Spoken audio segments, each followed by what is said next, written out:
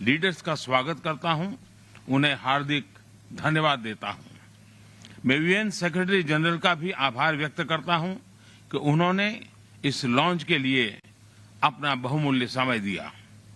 Excellency, पिछले कुछ दशकों ने सिद्ध किया है कि क्लाइमेट चेंज के प्रकोप से कोई भी अछूता नहीं है, चाहे वो विकसित देश हो या फिर प्राकृतिक संसाधनों से धनी देश हो, सभी के लिए ये बहुत बड़ा खतरा है। लेकिन इसमें भी क्लाइमेट चेंज से सबसे अधिक खतरा small island developing states seeds को है। ये उनके लिए जीवन मृत्यु की बात है, ये उनके अस्तित्व के लिए चुनौती है। क्लाइमेट चेंज की वजह से आई आपदाएं उनके लिए सचमुच प्रलय का रूप ले सकती हैं। ऐसे देशों के क्लाइमेट चेंज न सिर्फ उनके जीवन की सुरक्षा के लिए बल्कि उनकी अर्थव्यवस्था के लिए भी बड़ी चुनौती है। ऐसे देश टूरिज्म पर बहुत निर्भर हैं, लेकिन प्राकृतिक आपदाओं के चलते टूरिस्ट भी उनके पास आने से घबराते हैं। फ्रेंड्स, वैसे तो सीड्स देश सदियों से नेचर के साथ समन्वय में जीते रहे हैं। वे प्रकृति के स्वाभाविक साइकिल के साथ एडेप्ट करना जानते हैं, लेकिन पिछले कई दशकों में हुई स्वार्थपूर्ण व्यवहार की वजह से प्रकृति का जो अस्वाभाविक रूप सामने आया है, उसका परिणाम आज निर्दोष स्मॉल आइलैंड स्टेट्स झेल रहे हैं। और इसलिए मेरे लिए सीडीआरआई या आईरिस सिर्फ एक इंफ्रास्ट्रक्चर की बात नहीं है, बल्कि ये मानव कल्याण के अत्यंत संवेदनशील दायित्व का हिस्सा है। ये मानव जाति के प्रति हम सभी की कलेक्टिव जिम्मेदारी है। ये एक तरह से हमारे पापों का साझा प्रायश्चित भी है। फ्रेंड्स, सीडीआरआई किसी सेमिनार से निकली कल्पना नहीं है, बल्कि सीडीआरआई का जन्म बरसों के मंथन और अनुभव का परिणाम है। छोटे द्वीप देशों पर मंडरा रहे क्लाइमेट चेंज के खतरे को भांपते हुए भारत ने पैसिफिक आइलैंड और कैरिकॉम देशों के साथ सहयोग के लिए विशेष व्यवस्थाएं बनाई। हमने उनके नागरिकों को सोलर तकनीकों में ट्रेन किया, वहां इंफ्रास्ट्रक्चर के विकास के लिए निरंतर योगदान दिया।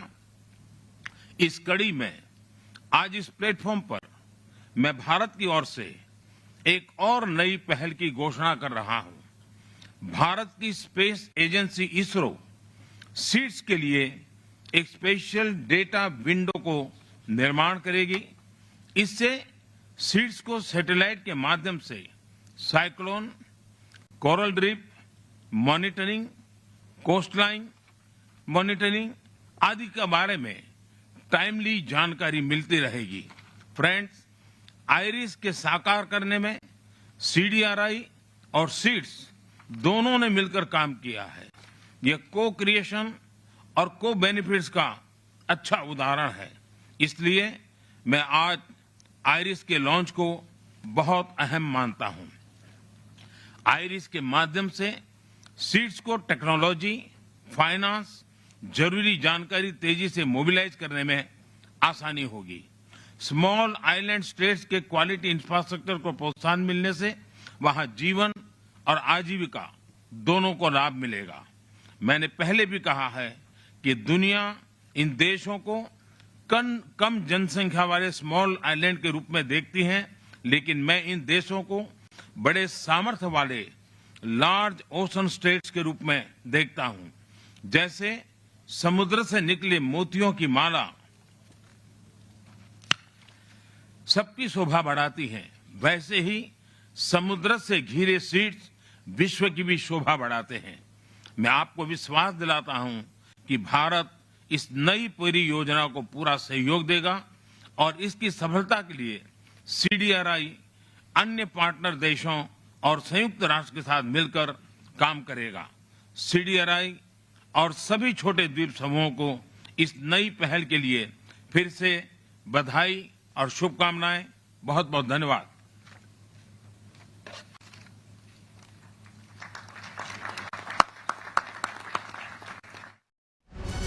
ग्लासगो में प्रधानमंत्री नरेंद्र मोदी अपनी बात रख रहे थे, जो आपने सुना।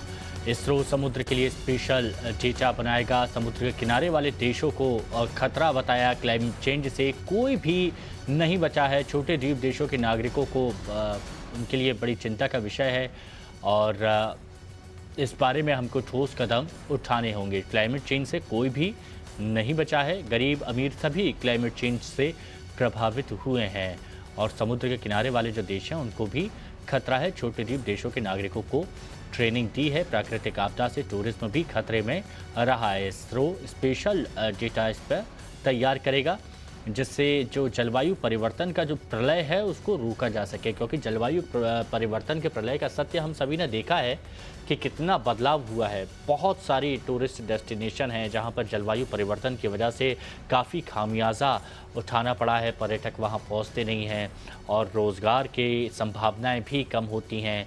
छोटे द्वीप ज़्यादातर जो पर्यटकों पर डिपेंड रहते हैं, वहां पर भी काफ़ी असर होता है।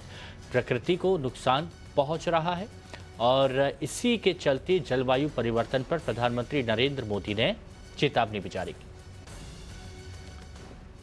यहां पर रुकेंगे एक छोटे से ब्रेक के लिए, जल्द हाजिर होंगे।